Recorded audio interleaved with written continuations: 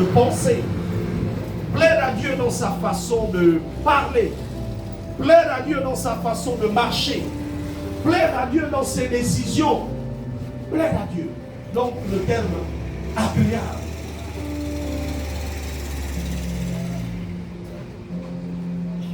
C'est ça, plaire à Dieu.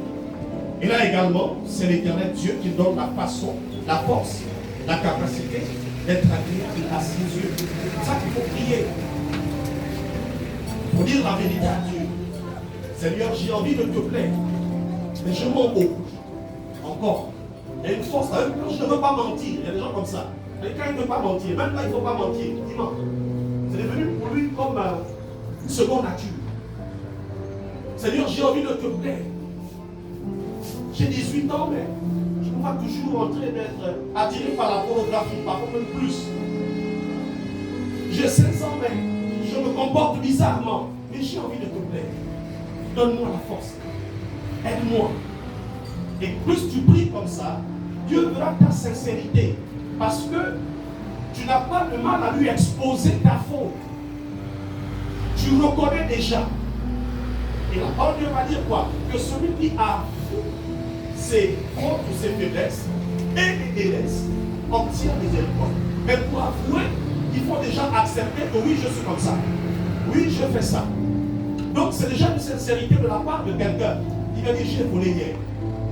Donc même quand la personne vient le dire, parfois on pardonne de ça, mais ne commence plus. Pourquoi? Parce qu'on est déjà content que la personne a pris conscience de son acte. Elle-même a réalisé que l'acte qu'elle a posé n'est pas bien. Et donc elle vient nous avouer. Papa, hier j'avais une fois sur la table, j'ai pris. On va pardonner. Parce que la personne est venue nous avouer sa faute. C'est différent de quelqu'un qui a volé. Il sait que c'est lui, mais il ne parle pas. Et là on accuse tout le monde à la maison. Lui il sait que c'est lui. Ça c'est un danger. Ça c'est un danger. Et s'il y a quelqu'un qui a la capacité de gérer ça, camoufler ses faiblesses, ses fautes, lui-même il s'expose à des sanctions dont il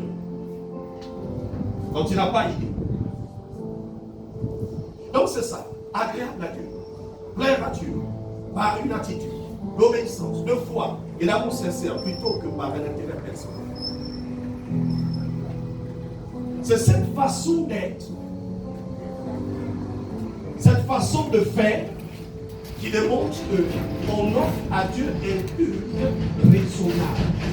Le culte raisonnable à Dieu, c'est pas quand on est assis 2 heures là et puis on part. Non, là on n'a pas offert à Dieu. On peut dire, tu as le rythme, tu as un enfant. Attention. Le culte raisonnable à Dieu, le culte raisonnable là, il faut retenir ça.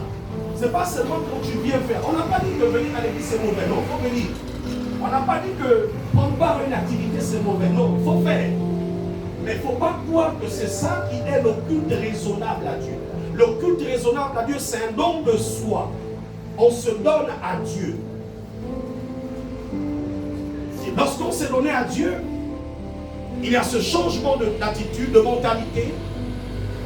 Prenons une attitude qui ne donne pas le sommeil. On s'assoit bien. C'est ça le culte. Le culte raisonnable à Dieu, ce n'est pas tant